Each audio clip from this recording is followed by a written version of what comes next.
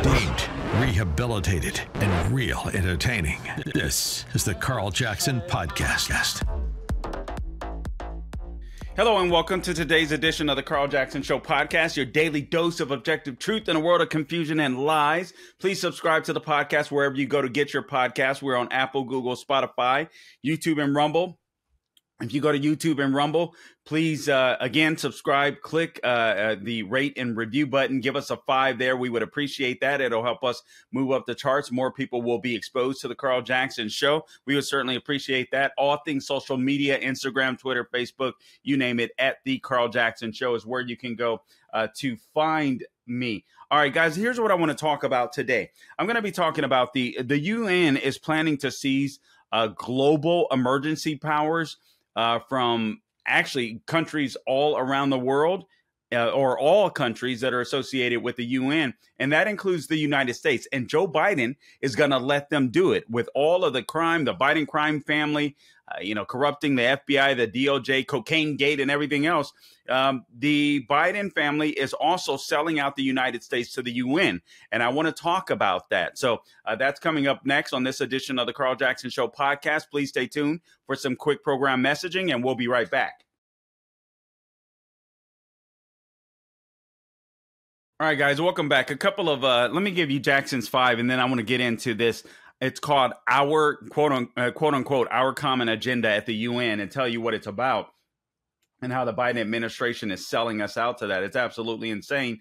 So Chicago is introducing a plan to address crime by re-envisioning the role of the police officer. So again, this new mayor in Chicago is worse than even Lori Lightfoot, if you could imagine that. So Chicago's crime problem is horrible, as you all know, and over the past few years, it's become even more severe. The crime has spiked 88% in Chicago since 2021, since the lockdowns, and there's no indications that those numbers are going to be trending down anytime soon. Even worse, the new mayor, Brandon Johnson, just released a 223-page report that's titled, quote, "A Blueprint for Creating a More Just and Vibrant City of All," close quote, that included a truly disastrous public safety plan. The plan, which was inspired by a struggle, quote unquote, a struggle rooted in Black liberation, close quote, contains no recommendations to increase enforcement of crimes. Instead, it proposes getting rid of gang databases because of racial disparities. So, all right, so they're going to get rid of gang disparities. If gang members happen to be Black or Latino, they're going to get rid of those databases so they won't know what people they need to keep an eye out on. This is absolutely insane. This is just insane. So they're going to get rid of these gang databases and get rid of racial disparities.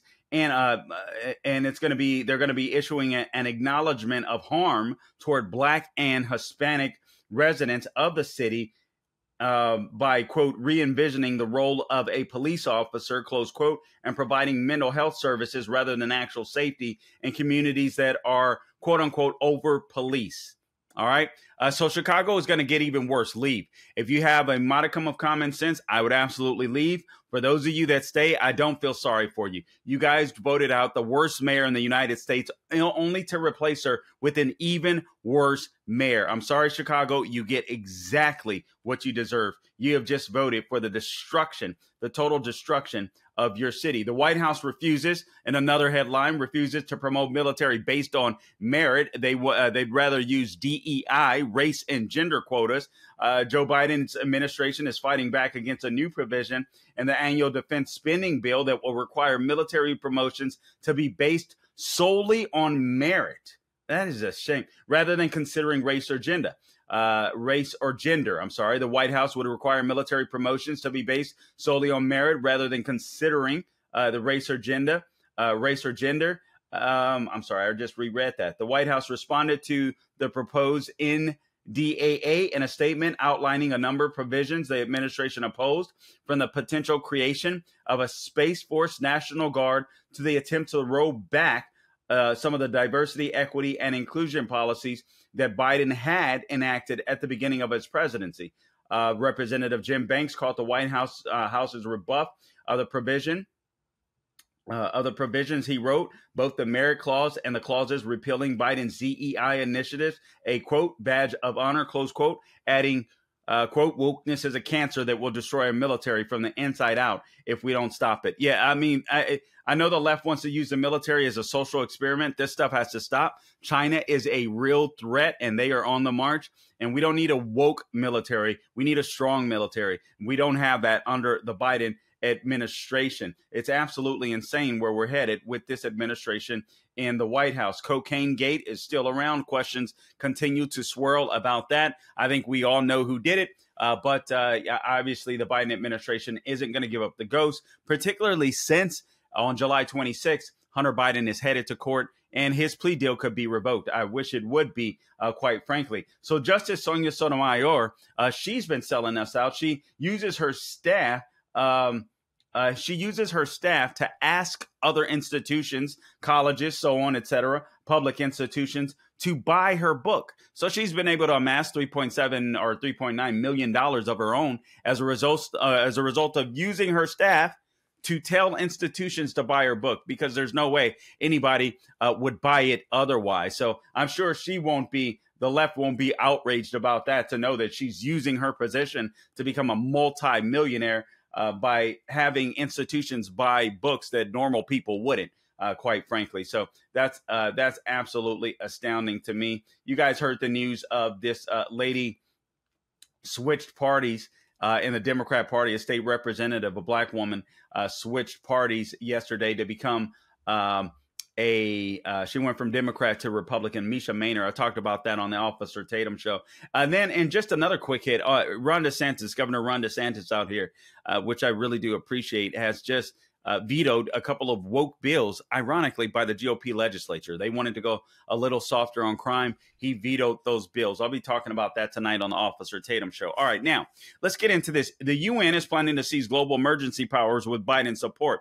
Hat tip, this is from the Federalist. I actually talked about this a while ago. I did a podcast with former Representative or Congresswoman Michelle Bachmann, and we spoke about this a little bit, but there hasn't been much said about it since. I'm sure if you listen to Michelle Bachmann, she's been up on this stuff, but frankly, I haven't for some time. But this appeared in the Federalist, and so I wanted to bring it to your attention. So here's the summary of it. In September of 2024, less than 2 months before the next U.S. presidential election, the UN is going to host a landmark, what they call Summit of the Future, quote unquote. You can watch me give my air quotes if you subscribe to our YouTube and Rumble channel, all right, where member nations will adopt a pact for the future. The agreement will solidify numerous policy reforms offered by the UN over the past 2 years as part of its sweeping, what's called Our Common Agenda platform. So there are several radical proposals in the agenda, but the most worrisome is the UN's plan for a new, what they call emergency platform. So this particular platform is going to give the UN significant powers in the event of a future or event of future, what they call global shocks being such as another world pandemic. And you guys know that they would love to bring another pandemic to bear. I mean, it's insane. All of the information that has come out about COVID, where we realize our leaders absolutely lied to us and tried to cover their own butts. Yet the UN, listen, this is what they do. This is how they roll. This is how they roll. You have all these countries around the world that we're friendly with that have a bunch of dictators that really don't care about their citizens. They only care about power and attaining wealth for themselves. And apparently some of our leaders and the Biden administration in particular are a little jealous. So details of the UN emergency platform has emerged, laid out in a March 2023 policy paper that was titled "Strengthening the International Response to Complex Global Shocks: An Emergency Platform." In the paper, the UN Secretary General writes this, quote, "I propose the General Assembly provide the Secretary General and the UN system with a standing authority to convene and operationalize automatically an emergency platform in the event of future complex global shock of sufficient scale, severity, and reach." What is a global shock? Like, seriously, what is a complex global shock except ones that the UN would create themselves? Would it be mass hunger? What would it be? How is it that the United States would experience something that, I don't know, someone in Ethiopia is experiencing? That's almost impossible unless you create something, right? So the emergency platform would give the UN the ability to actively, listen to this, and I'm quoting, actively promote and drive an international response that places the principles of equity and solidarity at the center of its work.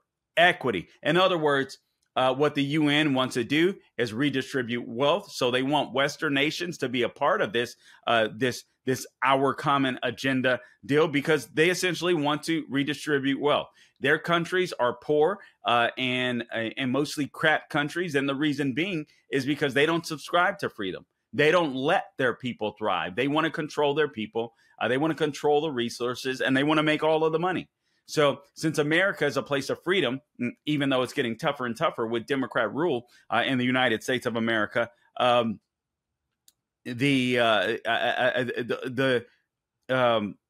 forgot what I was going to say, but basically America is becoming less free with Democrat rule. But the bottom line is the world leftists, the globalists, still want to steal from the United States of America. Instead of creating an atmosphere where their people can thrive, Joe Biden wants to sink America down, bring America down to size like Barack Obama wanted to do. And these people are just going to gaffle us. It's insane.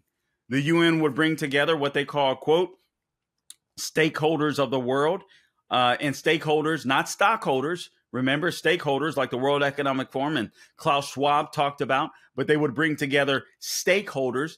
Even if you're an investor in some type of a stock or something like that, you don't count, because it's not about making money anymore. It's all about what your money or whom your money and corporatism is impacting. This is the way these people like the BlackRock steal your money and decide where they'll use it. Or I'm not steal your money. You invest your money with them. They decide how companies use it. They have the power because they control so much money, so many assets, that they can force companies to behave in ways that they want.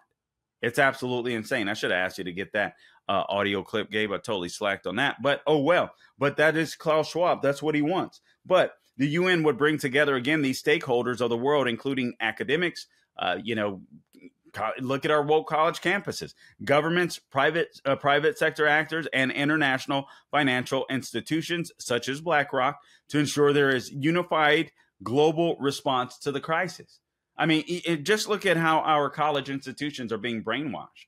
Nobody trusts colleges anymore, or not a lot of people trust colleges anymore. They are actually dumbing down our system.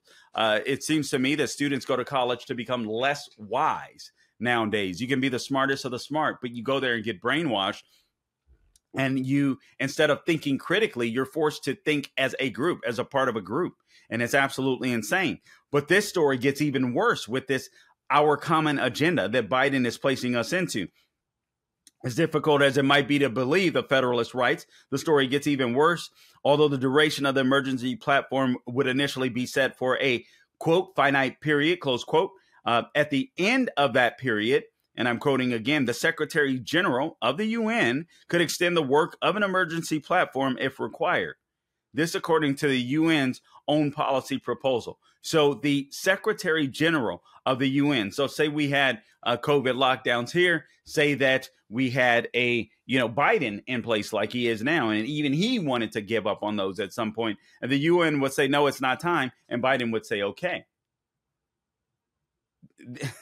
This stuff is insane. This is the stuff that movies are made of, right? That means the Secretary General would have the authority to keep the emergency platform in place indefinitely. No, that's crazy. So what kind of global shock are we talking about that would trigger this emergency platform by the UN, where even the United States would have to bow down to the UN? Well, there's several possible examples that are provided in its formal proposal, including a major climatic event, climate change. See, I told you, this is what the left wants to do. Just like they use lockdowns, they will use climate. It's the same thing they want to do with race. That's why they use DEI, CRT. This is all about controlling people. This is all about creating new moralities, new truths that you have to abide by. This is a way of scaring the crap out of people. And so that people, the voters say, all right, I'm scared. You government, do what you need to do to help solve this problem, even if it means controlling my life. All right. So another thing, a future pandemic risk. Hey, listen, they created COVID-19. That was gain of function. All right. So they can create another one, a global digital connectivity disruption. All right. This is why I don't want everything to be digital. I think this is why fossil fuels are so important as opposed to EVs as well, or a major event in outer space or an unforeseen risk like black swan events. In other words, anything the UN wants to claim is a global emergency of sorts. They can gain control. Now, I guarantee you China isn't going to abide by this nonsense, but apparently we are. Man, this is insane. It says here, this isn't to say that these incredibly broad categories would be the only potential justifications allowed to trigger the emergency platform. The proposal makes clear that it, quote, would allow the convening role of the UN to be maximized in the face of crisis with global reach and should be agnostic as to the type of crisis, as we do not know what type of global shock we may face in the future. So the Secretary General would decide when to convene an emergency platform in response to complex global shock. Remember when we thought that the conspiracy theorists were all wearing tinfoil hats when they would talk about the globalists, and they were completely right. There are sick puppies out there. The Klaus Schwabs of the world. I forget the name of Larry Fink from BlackRock. There are sick people out there. People of the UN, the Biden administration supports the proposal, by the way. This is going to be the biggest attempted power grab in the history of the UN, and you have the Biden administration that proposes it. So rather than assert American sovereignty, independence, and authority, the White House has expressed its support for the emergency platform. U.S. Ambassador Chris Lu noted in at least 2 March 2022 speeches last year that the Biden administration backs the emergency platform along with numerous other proposals included in, quote, our common agenda, close quote. This is absolutely insane. I wanted to bring this to your attention because it sounds wacky, but these are the things that we need to be concerned about and calling our congressmen and women about. So you should call your congressman, your congresswoman, your senator, and say, listen, we do not want to be a part of the UN's common agenda, or it's called our common agenda. We don't want to be a part of that. Get us out of that. We should not cede any of our sovereignty to the UN. As a matter of fact, I'm still waiting for the day the United States kicks the freaking UN out of New York. For God's sakes, let them go somewhere else. I can't stand those foods. Anyway, guys, I appreciate you tuning in to this edition of the Carl Jackson Show podcast. Again, please subscribe to the podcast wherever you go to get your podcast. Don't forget to support our sponsor, Mike Lindell, MyPillow, mypillow.com. Click on the radio listener square at the top of the page and enter my name, Carl. There's an offer exclusive for you. Buy one, get one free of the new MyPillow 2.0. Comes with the same patented adjustable feel as the original MyPillow. All right. But it's softer, smoother, and cooler with its new temperature regulating thread. So buy one, get one free. Also, peruse the website if you like. There are deals up to over 60% off if you just use my name, Carl, or give them a call, 800-858-0263. 800-858-0263. So go shopping. Go shop early for Christmas, all right? Or some of you people are traveling. Go there, get yourself a travel pillow or something like that. But buy one, get one free of the new MyPillow 2.0. I promise you will love it. Click on the radio listener square at the top of the page. Enter my name, Carl, C-A-R-L. All right, guys, until next time, do not grow weary doing good. God bless you.